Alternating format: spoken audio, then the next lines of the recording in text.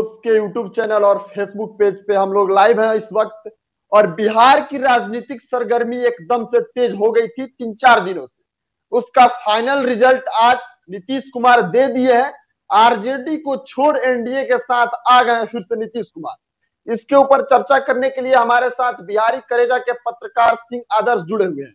क्या कुछ कहेंगे नीतीश कुमार के इस व्यवहार पे? ऐसा तो नीतीश कुमार को सब जग जाहिर है कि नीतीश कुमार इधर जाते हैं फिर इधर आते हैं, लेकिन फिर से एक बार नीतीश कुमार ने साबित कर दिया कि एक दल में रहने वाले इंसान नहीं है। क्या कहेंगे इस पे? देखिए, अभी तक जो बात है ये पूरी तरीके से महत्वाकांक्षी व्यक्ति है नीतीश कुमार। राजनीति में अगर किसी को अपने महत्वाकांक्षा और अपने फायदा के लिए याद किया जाएगा तो उसमें नीतीश कुमार को जरूर याद किया जाएगा। लेकिन इसमें हम एक बात और जोड़ना चाहते हैं भाई कि आप अब देखेंगे कि हमेशा सवाल नीतीश कुमार पे उठ रहा है कि नीतीश कुमार ने पलटी मार दिया, नीतीश कुमार आरजेडी के साथ चले गए, नीतीश कुमार बीजेपी के साथ चले गए। लेकिन असल मायने में पलटीबाज बाकी लोग भी। आरजेडी भी तो कभी नीतीश कुमार के साथ आती है बिल्कुल, बिल्कुल। तो कभी नीतीश कुमार के खिलाफ बोलती है। भाजपा आज से 2 दिन पहले तक नीतीश कुमार को कोस रही थी, आज से 4 दिन पहले तक नीतीश कुमार को कोस रही थी। आज वही भाजपा उसी नीतीश कुमार को मैन ऑफ द मैच बनाते हुए उनको मुख्यमंत्री बना दिया। क्यों मुख्यमंत्री बनाया गया? ठीक है कि आपको लगा कि बिहार में फिर से चुनाव नहीं हो, मध्य अवधि चुनाव नहीं हो, नीतीश कुमार का साथ देना चाहिए, तो नीतीश कुमार को कहते कि आप इस्तीफा दीजिए, मुख्यमंत्री भाजपा का होगा। बिल्कुल, बिल्कुल। बिहार में सिर्फ पलटी मार नीतीश कुमार है, पलटी मार भाजपा भी है और पलटी मार राजद के जो तमाम लोग हैं वो भी है। और अगर ये पलटी मार नहीं होते, इनके लिए बिहार सर्वोपरि होता, तो ये नीतीश कुमार के पीछे पीछे नहीं चलते। नीतीश कुमार अगर बेवफा है तो बेवफा भाजपा भी है और बेवफा आरजेडी वाले भी है। और ये बेवफाई किसी नेता आपस में नहीं कर रहे हैं, ये बेवफाई असल मायने में बिहार के साथ हो रहा है। बिल्कुल। हालांकि आदर्श जी, लोग ये भी कह रहे हैं कि नीतीश जी को लोग जो कम दिमाग वाला आंकता है वो आंकना बंद कर दे, क्योंकि सबसे कम सीट होने के बावजूद भी कोई व्यक्ति मुख्यमंत्री बनता है, उसी के पीछे लोग जाता है। आखिर में ऐसा कौन सा गुल नीतीश कुमार खिला देते हैं कि बिहार में सबसे कम सीट है 79 है आरजेडी के पास, 78 है बीजेपी के पास, 45 है नीतीश कुमार के पास, लेकिन तब भी मुख्यमंत्री नीतीश कुमार ही बने रहते हैं। ऐसा कौन सा बात है भाई? एक बार जब पिछले बार पलटी मारे थे नीतीश कुमार, तो बड़े चर्चित अधिकारी हैं बिहार के, पूर्व अधिकारी है, नाम मैं नहीं लूंगा, उन्होंने पर्सनल बातचीत में हमसे कहा था कि नीतीश कुमार के दिमाग का रिसर्च होना चाहिए, क्या ये कैसा दिमाग है। आप सोचिए, इस व्यक्ति का पूरे बिहार भर में मात्र 3% जातीय हैसियत है, 2% जातीय हैसियत है। जो छोटी पार्टी है, जो क्षेत्रीय पार्टी है, बिहार के बाहर कहीं भी चुनाव लड़ते हैं नीतीश कुमार तो 0 पर आउट हो जाते हैं। बिहार में 40 से 45 एमएलए बनता है। और वैसा पार्टी का नेता, वैसे जात का नेता, जो कि बिहार को जातीय राजनीति का धूरी बताया जाता है कि यहाँ जातीय पर खेला होता है, जातीय पर खेला नहीं होता है, पूरा दिमाग का खेला है। और देखिए कि नीतीश कुमार लगातार 9वीं बार शपथ लेने जा रहे हैं। भाजपा जो अपने आप को विश्व की सबसे बड़ी पार्टी कहती है, बिल्कुल बिल्कुल, वो नीतीश कुमार के पीछे पीछे। आरजेडी वाले जो अपने आप को बिहार की सबसे बड़ी पार्टी कहती है, कहा जाता है कि बिहार के राजनीति के असल चाणक्य और असल साइंटिस्ट लालू यादव है, बिल्कुल ऊपर ये कहा जाता है, क्योंकि मास वोट उनके साथ है। लेकिन बिहार का राजनीति का कोई अगर असली चाणक्य है और बिहार के राजनीति का कोई असली मास्टरमाइंड है तो वो नीतीश कुमार है। और ये भूल है लोगों की कि जो ये सोचते हैं कि नीतीश कुमार के पास दिमाग नहीं है, बहुत दिमाग है। और मुझे तो ये भी लगता है, एक संदेह ये किया जा रहा था कि नीतीश कुमार का दिमागी हालत ठीक नहीं है, उनको नेता का दावा दिया जा रहा है, ये हो रहा है, वो हो रहा है।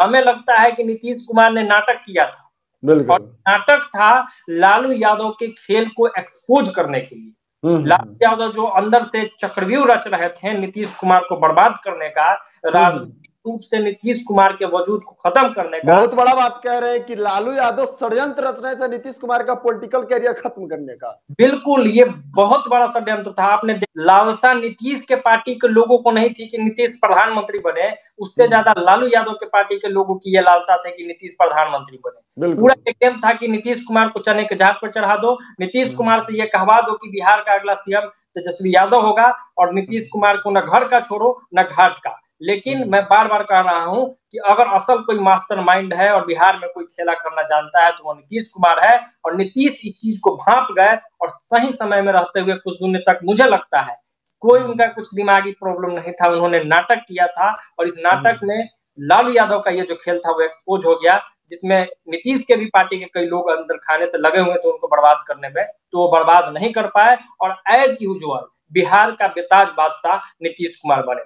बिल्कुल, हालांकि दो बयान बहुत ज्यादा बिहार में वायरल हो रही है। एक तो नीतीश कुमार का बयान जो आप देख रहे होंगे कि मिट्टी में मिल जाएंगे लेकिन इन लोगों के साथ नहीं जाएंगे। आप देख रहे होंगे कि लालू यादव के परिवार को षड्यंत्र किया जा रहा है। एक ये बयान, एक सम्राट चौधरी का बयान की पगड़ी जब तक नहीं उतरेगा जब तक राजनीतिक करियर नीतीश जी का हम खत्म नहीं कर देते। तो ये दोनों लोग तो फिर एक तरफ देखा जाए तो सम्राट चौधरी उप मुख्यमंत्री बन के अपना पगड़ी तो नीतीश कुमार के कदमों में रख दिए, तो इसमें क्या मतलब कैसा सोचते हैं आदर्श सिंह? मैं वही कह रहा हूं कि पीस तो बिहार की जनता रही है। ये लोग कितने बड़े, मतलब राजनीति का स्तर कितना नीचे इन लोगों ने गिरा दिया है, आप इससे समझ सकते हैं। सम्राट चौधरी इतने ही बड़े पगड़ी वाले लोग हैं, इतने ही बड़े वाले लोग हैं, तो इनको ये मुरेठा खोल के और नीतीश जी के चरणों में आज समर्पित करते हुए एक फोटो और वीडियो बनवा देना चाहिए था कि फिर से पुनः मुस्का भवती, फिर से उनके चरणों में जाके गिर गए। ये करना चाहिए उनको, अगर थोड़ी भी शर्म और लाज बचा है। नहीं तो झूठा स्वाभिमानी नेता करार दिया जाना चाहिए इन लोगों को। मुझे इससे मतलब नहीं है कि कौन सरकार में नहीं है, लेकिन अपनी बातों पे रहिए। आप एक तरफ जब आप इस 5 साल समय मिलता है नेताओं को, इसी 5 साल में 2 साल नीतीश कुमार अच्छे हो जाते हैं, 2.5 साल और 2.5 साल नीतीश कुमार खराब हो जाते हैं। वर्ल्ड रिकॉर्ड बना दिए 9 बार शपथ लेके। हाँ, और इसी 5 साल में 2.5 साल के लिए भाजपा वाले नीतीश कुमार मिट्टी में मिल जाऊंगा, भाजपा के साथ नहीं जाऊंगा, मर जाना कबूल है, भाजपा के साथ नहीं जाऊंगा। तो भाई मर जाइए राजनीतिक रूप से। मैं उनकी मरने की कामना नहीं करता हूँ, वो स्वस्थ रहे, खूब लंबा चले। बिहार के वो कुछ 5 साल तो शिल्पकार रहे ही हैं, इस बात से तो, लेकिन राजनीतिक रूप से इनको अब हाथ जोड़ लेना चाहिए बिहार की जनता से। क्या ऐसे लोगों को राजनीतिक रूप से एकदम संन्यास लेना चाहिए जो जनता को बेवकूफ बनाते हैं? इसमें तो ये लोग अपना एक फेरबदल करके सरकार बना लेते हैं, लेकिन पिसती है तो जनता। तो क्या ऐसे लोगों की राजनीतिक में रहना जरूरी है या संन्यास ले लेना चाहिए? सोचिए कि जो व्यक्ति लगातार 5 साल रहता है वो काम नहीं कर पाता है। बिल्कुल। अब यहाँ जो फेर बदल, कभी मिनिस्टर बदल रहे हैं, कभी अधिकारी बदल रहे हैं, बार बार तबादला हो रहा है, बार बार पहले अफसरों का तबादला होता था, मंत्रियों का तबादला हो रहा है, तो कैसे सिस्टम चलेगा? कभी उप मुख्यमंत्री तेजस्वी यादव, कभी उप मुख्यमंत्री भाजपा का, कभी कोई सीएम, कभी कोई सीएम। तो बिहार में कोई काम ढंग से नहीं हो पाएगा। ये इसके काम को काटेगा, वो उसके काम को काटेगा। ये अपने तरीके से योजना बनाएंगे, सामने वाला अपने तरीके से योजना बनाएगा, और बिहार जो है रसातल की ओर चला जाएगा। और वो दिन दूर नहीं है कि बिहार की जनता समय रहते हुए नहीं चेती, इन लोगों के राजनीतिक खेल से ऊपर नहीं उठती है, जातीय बंधन से हम आगे नहीं बढ़ते हैं, तो पूरी तरीके से बिहार का जो ये सिस्टम है वो चौपट हो जाएगा। और आज से जो 50 साल पीछे हम लोग बिहार जो देखते थे, वही बिहार देखने को तैयार है। कोई नया काम बिहार में नहीं हुआ है, कोई बड़ा काम बिहार में नहीं हुआ है, हर जगह सड़कें खराब है, स्वास्थ्य का स्थिति देख लीजिए आप, हर एक तो जाते हैं आप लोग तो ग्राउंड लेवल पर भी रिपोर्टिंग, बिल्कुल आप देखते हैं क्या हालत है। मोतिहारी की बहुत स्थिति जर्जर है।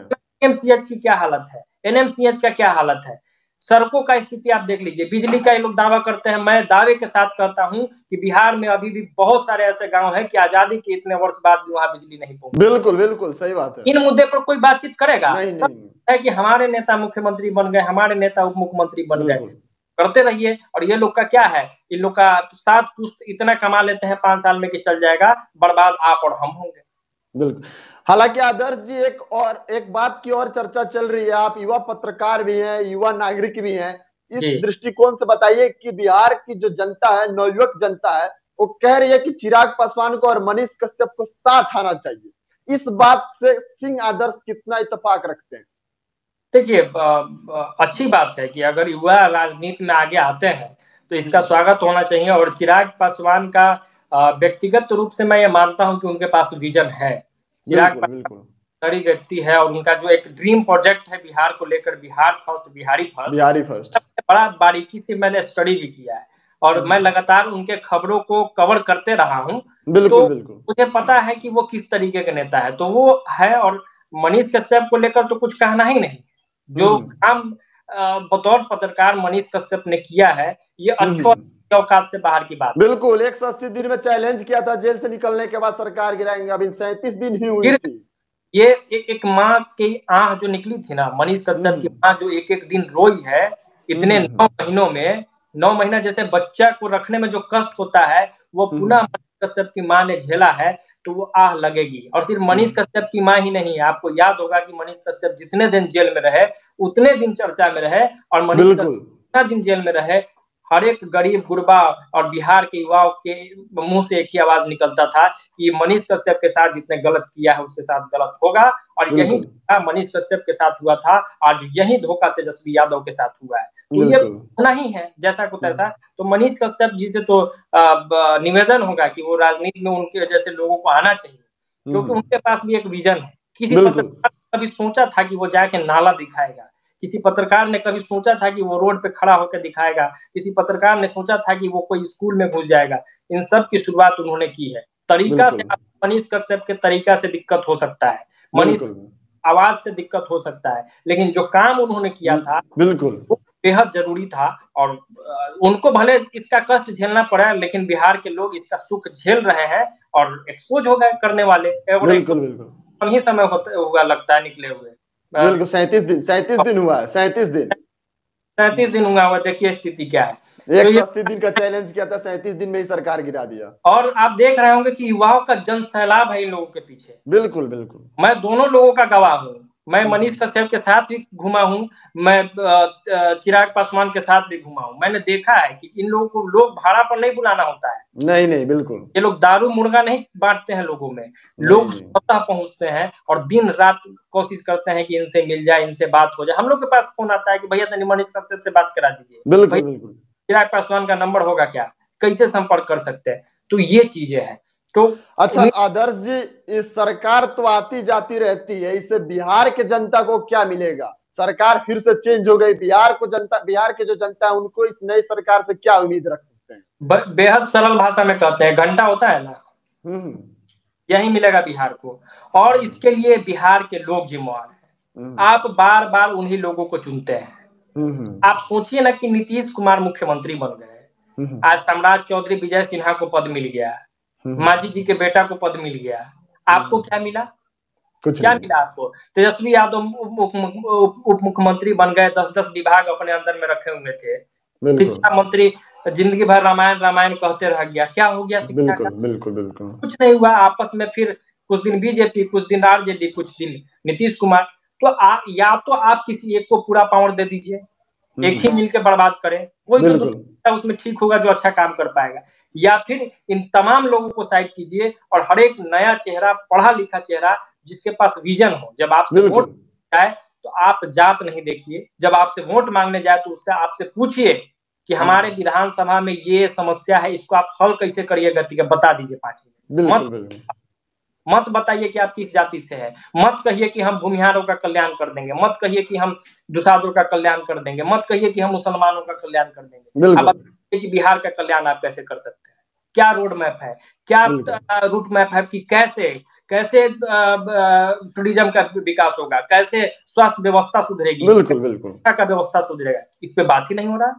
यहाँ अल्टा राम, पलटा राम, सल्टा राम चल रहा है बातचीत।